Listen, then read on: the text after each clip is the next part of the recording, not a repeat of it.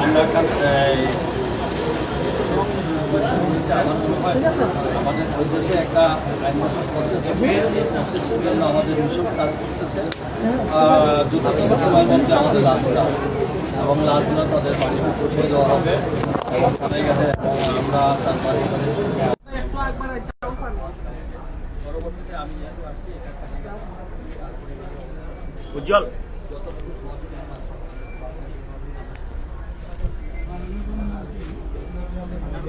দিয়েছেন বেশ সুন্দরভাবে কিন্তু ওনাকে রিসেপশন করা হয়েছে। তো এই যে ওনার একটা সুন্দর সফর, এটাতে কি সুন্দর কোনো বার্তা আসছে কিনা না, বিশেষ করে শ্রমবাজার নিয়ে যদি বলি এটার কোনো ইতিবাচকতা আছে কিনা না? আমি তো মনে হয় ইতিবাচক আছে। আপনারা সামনের মাস থেকে দেখবেন ইনশাআল্লাহ। প্রধানমন্ত্রী এখানে যাওয়ার পরে মালয়েশিয়া যেভাবে বরণ করে নিয়েছেন আমাদের প্রত্যাশা থেকে অনেক বেশি। তা তারা স্মরণ করেছেন আমাদের মরহুম শহীদ প্রেসিডেন্ট জিয়াউর রহমান 1979 সালে এই ম্যান পাওয়ার যাত্রা শুরু করেছিলেন। পরবর্তীতে আমাদের দেশের নেত্রী তিনবারের প্রধানমন্ত্রী বেগম খালেদা জিয়া 3 বার গিয়েছেন, তারাই সব স্মরণ করেছেন। এবং আমাদের মাননীয় প্রধানমন্ত্রী তার ছোট ভাইকে অসুস্থ অবস্থা দেখার জন্য মালয়েশিয়া আসছিলেন। এইভাবে অনেকগুলো স্মৃতি এটাকে খুব এবং মালয়েশিয়ান প্রধানমন্ত্রী আমাদের মাননীয় প্রধানমন্ত্রীকে সম্বোধন সমগ্র মালয়েশিয়া যেভাবে উৎসাহ উদ্দীপনা দেখা দিয়েছে এবং আমাদের মাননীয় প্রধানমন্ত্রী যে সকল প্রস্তাবনা দিয়েছেন এটা মানে তাদের মন্ত্রণালয় বা তাদের সরকারের পক্ষ থেকে ইতিবাচক এবং আমাদের কার্যক্রম শুরু হয়েছে। ইতিমধ্যে আমাদের ইন্টারনাল প্রসেসে শুরু হয়েছে। জনগণের যে প্রত্যাশা সেই প্রত্যাশা অনুযায়ী মহান রব্বুল আলামিন আমাদেরকে এই পর্যন্ত আমি মনে করি 90% কাজ অগ্রসর হয়ে গেছে। বাকিটা মাস খানিক দেড়েক লাগবে, এর মধ্যে আমাদের ইনশাআল্লাহ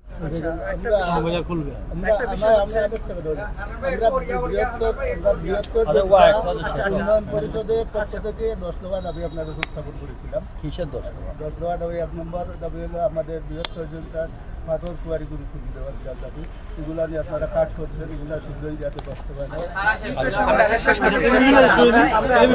কথা বলতে মাজার ইস্যুতে, মাজার ইস্যুতে সারা দেশে আসলে এটা নিয়ে কনসার্ন রয়েছে। মাজার ইস্যুতে মাজারের যে দান বাক্সের টাকাটা এখন আসলে কিভাবে বন্টন হবে এটা নিয়ে আসলে স্বচ্ছতা আমরা ক্লিয়ার না। আমার মনে হয় একটা বিষয় সবাই পরিষ্কার হওয়া উচিত।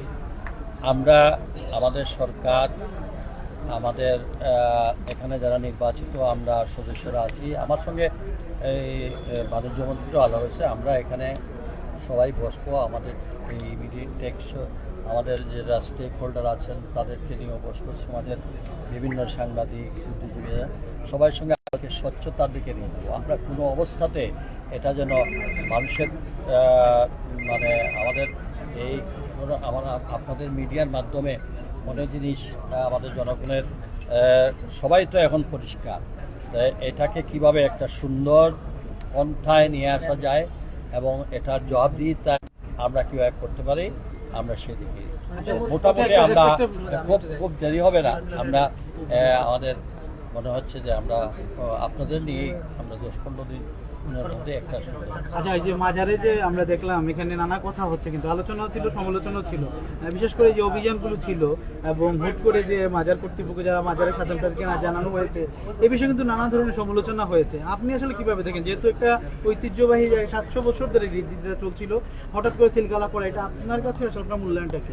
শোনেন, কোনো জিনিস তাড়াহুড়া ভালো না, 1 নম্বর। 2 নম্বর হচ্ছে আমাদের এখন এমন স্বাধীন যে স্বাধীনতার মানে ব্যাখ্যা আমি দিতে পারি। আপনারা তো আপনারা দেখছেন, আপনারা মিডিয়ার মধ্যেও আমার অনেকগুলো একটা প্রজেক্ট নিয়ে যেমন কাজ হচ্ছে, এটা একটা যেমন অনিয়ম হয়েছে বা এটা দীর্ঘদিনের আজকে 600-700 বছরের এটা ট্র্যাডিশন এবং এইটাকে হঠাৎ একটা নিয়ে আসতে সবটারও একটা জল, কিন্তু দেখা গেছে যে একটা পরিকল্পিত একটা থেকে আটটা খুব মানে যেখানে আমি তো বিদেশি ছিলাম বা আমাদের সঙ্গে তো এই বিষয়ে কি সিদ্ধান্ত বা দরগায় যাওয়া এগুলো কোনো সিদ্ধান্ত তো আমাদের কোনো জনপ্রতিনিধিদের সঙ্গে বা আলোচনাই হয় নাই। তো আলোচনা যেখানে হয় নাই সেখানে আমরা হঠাৎ করে পরবর্তী পদক্ষেপ কী হবে আমরা না বসলে বসতে পারি। তবে আমি আপনাদের মাধ্যমে যে মেসেজটা পেয়েছি, জনগণের প্রত্যাশার সঙ্গে আমাদের কোনো দ্বিমত নেই। আর সিলেটবাসীর তথা সিলেটবাসীর সেই ইচ্ছা অনুযায়ী আমার তো সবাই তো আমরা চাই স্বচ্ছতা এবং জবাবদিহিতা। এতদিন অনেকটা ভুল ত্রুটি বা অনিয়ম যাই হোক, এটা যেন আর অনিয়ম না হয়, এটাকে যেন একটা সুন্দর লাইনে নিয়ে আসা। একটু জানতে চাই আমাদের আর কি জানা যায়, আমাকে তো দেখলাম তুমি তাই দোয়ানো বানাইছো, আমি বেটা দেখলাম বলি বাইরে এইসব জিনিস। ব্যাপারটা হলো ইয়েস, আপনাদের তাকে জনগণের অনেক প্রত্যাশা, আপনারা আপনাদের এই নিউজগুলো আমাদেরকে উজ্জীবিত করে আমাদের কাজের সহযোগিতা করে, কিন্তু অথেন্টিক একটা যেটা বাস্তবতা যেটা ধরে দেন। এরপরে যদি আমাদের কাজ করার আগে আমাকে এই দোষী বানাই দেন তা তো মানে জিজ্ঞাসা ছিল কারণ এটার আগে আমি আপনাকে জিজ্ঞেস করি, আজকে যেভাবে আপনারা উৎপাদ করতেছেন, আমি যখন এটাকে এই যে গেট হলো এটা তো সব সরকারি পয়সায় হয়েছে, এই রাস্তা সম্প্রসারণ হয়েছে বিএনপির আমলে, এটা এই যে নামাজ টামাজের ব্যবস্থা করা হইল, আপনারা তো দুই দিকেই বললেন। আপনারা বলতে আমি মিন করতেছি সবাইকে না, 2-4টা অংশ এটা ইন্টেনশনালি যে ও এটা বিএনপি ও তাকে গাইল করতে হবে। হ্যাঁ, তো আমাদের ভালো কাজটাও তো একটু তুলে ধরলে এই দরকার জন্য এই যে আজকে যে কথাটা উঠছে, এই 24 কোটিটা 30 কোটি টাকা যে প্রজেক্ট, এটাও তো আমি মেয়র থাকাকালীন সময় নিয়ে আসছি।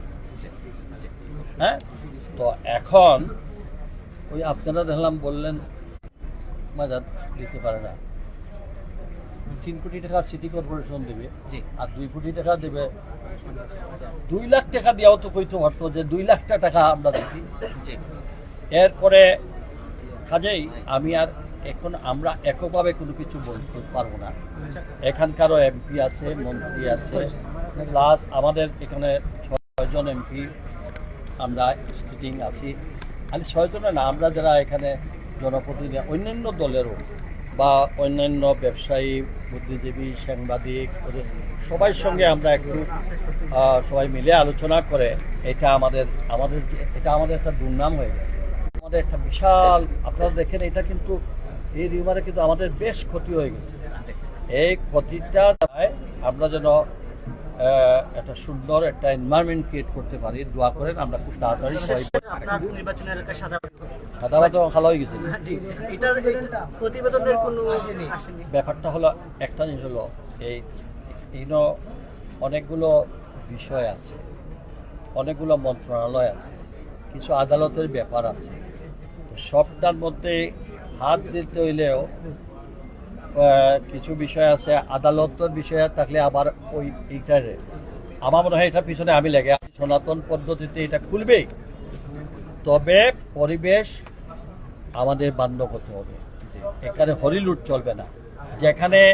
যেখানে ওনারা প্রশাসন থেকে যেখানে পাথর, বালু বা যেগুলো তোলার অনুমতি দিবেন, এটারও একটা ডিমান্ড তুলতে হবে।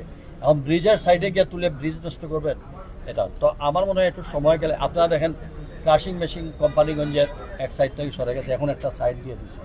ঠিক যেটা আমাদের জাফলংয়েও আমরা করব। বাইরে আমাদের 3 মাসের সরকার স্বাধীন, একটু দম ফেলাইবার সুযোগটা দেন। মাননীয়মন্ত্রী, লাস্ট প্রশ্ন মাননীয়মন্ত্রী, মাজার নিয়ে যেমন স্বচ্ছতা দরকার, তেমনি জেলা প্রশাসনের যে একটা এলার ফান্ড আছে, এটি নিয়ে আসলে স্বচ্ছতা উচিত। সরকার কি ভাবছেন? আচ্ছা ভাই, সব এটা দীর্ঘদিনের একটা প্র্যাকটিসে শেষ করতে হলে আলোচনার ভিত্তিতে আমরা কিভাবে করা যায়, নিশ্চয়ই আমাদের পরিবর্তনের সঙ্গে সবকিছু পরিবর্তন হবে ইনশাআল্লাহ। হবে